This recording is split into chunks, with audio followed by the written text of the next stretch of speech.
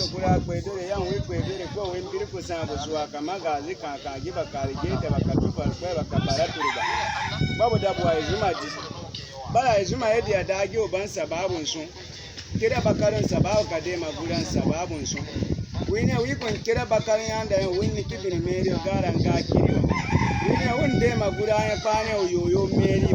yoyo ka gen ka bakaru ka ko tombi yirawa ko go sobunu sobi ban pakwa ban somu de mara bagaran sun ama isa ko go so ka wen so monso an wa dan te da ko son ko dan te run so ti ba na sa bakaru teni tunyala ge teni tanyola ge takika ka sun duwa e pura ya ko son an duniya ya san ya buru san ka san kwaso ko wewa an duniya ya san wa dirun so on ye dirun da pewa ama isa ko go so ka wen so monso agi beti lai panem bona islami man ne soku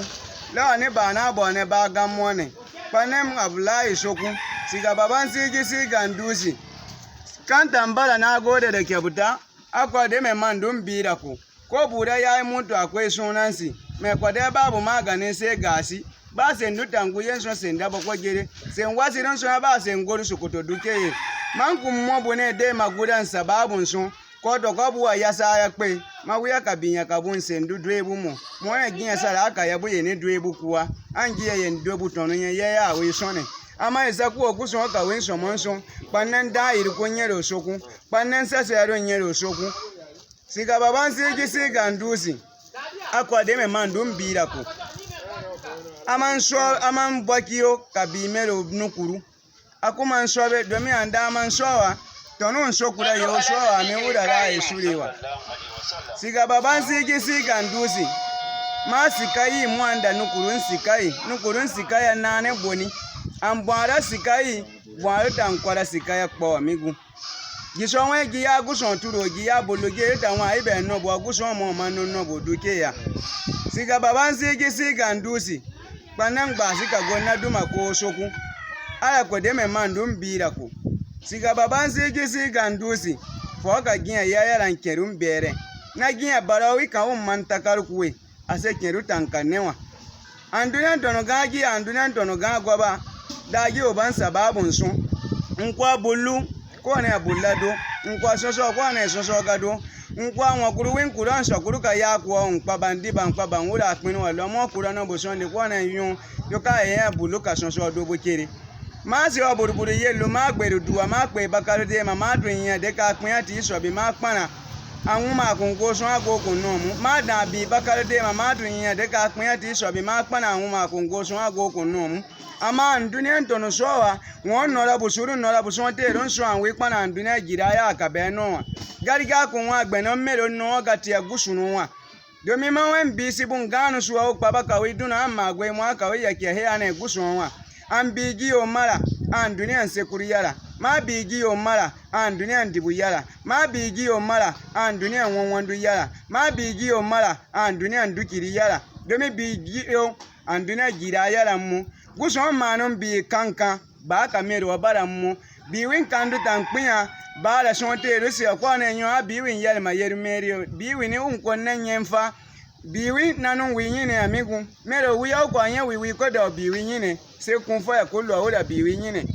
yan ko bulu mero ko guson so ko guson so kun ko sun ko guson so ko de alfa bi alfa bi yen so guson wi bi kankan wa ganu kun wa gbe na mero no ga de guson wa kanta mbara na gode da kyauta duma da bane bawe kuro do winkina sin beda kunda de gom beda anda sine wanye no wiya mera wankina sin kama de ma oda gom beda o ama ma wa wanye no me wankina sin kono ndema an wa pano ko wen pana wure se duma de wen gbe goro kolombo gira okomia duma ti ora wen pana wure kolombo ti atara ntere wetne bune kuro tano so biya wo ya bawe kuro kasodamu ya bawe kuro wa we nguna kasoda maya nkore yara nene nkpana ate sibale jerimo minigu ase ge ma siga baban sigi siga ndusi kanta mbala na gode de kebuta na be wo be kuro tinsa de boy kini gunsum bireru domi gunsum bireru takpawa anka de noba irisu akote se kwa ka wari imma sa de go sansum bireru anka de noba irisu akote se kwa ka wari disai manku abombe kun soru akonora gon ron so ara no binenso ale wa muhammad nyama muhammad gada muhammad gudu muhamma ai zuma yanko dola na almisin yo kan dia barawa weza kuna ka bismillah masa siwa ka alhamdulillah an duniyan kun yage rika sai yage yan wasu no irin no gwa ya tiya gusun turu siga baban sigi siga ndusi an ka sikai anda nukura sikai bwarun sikaya senwa bwaru tankwara wan sikaya kworomi ama nukuru giya ye ya kokwari siga baban sigi siga ndusi ma kuro buroki kawin yorudiwa an bigi oki kawin yorudiwa an ye wankpa pakuro iko wenwero an biwi wankpa pa biwi ko wenwero ba an bibu maratonu wakuru gusho awinsi nandu kwa besho kanye wuya kirubo ba ugwanu nwunane kanye wuya kirubo gusho si ya eduke waru gusho biyaru gusho wikunka waru shuru kwe unkpa ka biyaru shuru ko nikibi ati akwara pe wari dokuwa ano mu bara bi mo kanta mbara kera ne ban bi ndeobu na kwa bara kanta mbara ko imam bara so no ga ni mo na pe na mo kanta mbara duma de we men na ya tenso bokutera bara kago pai ka ure baba he ka ezuma nyare bu kuso ma ka so ma ezuma pa atiri pa kwe beri waru no buduke pa kuso ko de suwa yen ko so nkera pa kwe beri de yen ko duma pa lamini so yanda ko bune indo na pa lagi bon wi dobuwa manu gura ya rana makiya biroda ka busu kunu ko ngunobu siga baban sigi siga ndusi domi sellara nwawa wesa widobu kuwa magabane basun so akpiriri kuwa mana ne gabu mi so ayaya sara mawa yana ya busara riwa besa giya ya sunna wawa sa widobu kuwa gusun kwe ko kwe beri de me baka sun kpiri de ya boko ma ka sun gira ya ko kpiri de kira kanda mbala na gore de kauta ante biro masi ya do kanno ni nyinu wawa bawen ko go ta confirm kanno ni nyinu wa kanda mbala na gore de kauta kompi ko gere akpampi ko mari piko ndi ya gon pindu kere wan kuran so yan ye ya kira yan tu ko borada binagi ko anda en ba ya bo abakwa we yon bonkani we yon siradan gira ma da dugu ko yon ka me do kon ka me banen pa isogun abari gere agon rusina kumbon bi ya kubalo daga shuwa society bini sola gidan bisa gbe soro kumboro ina gedo babi ko gedo won ge basaka won ya sunu ko ni kibire kuo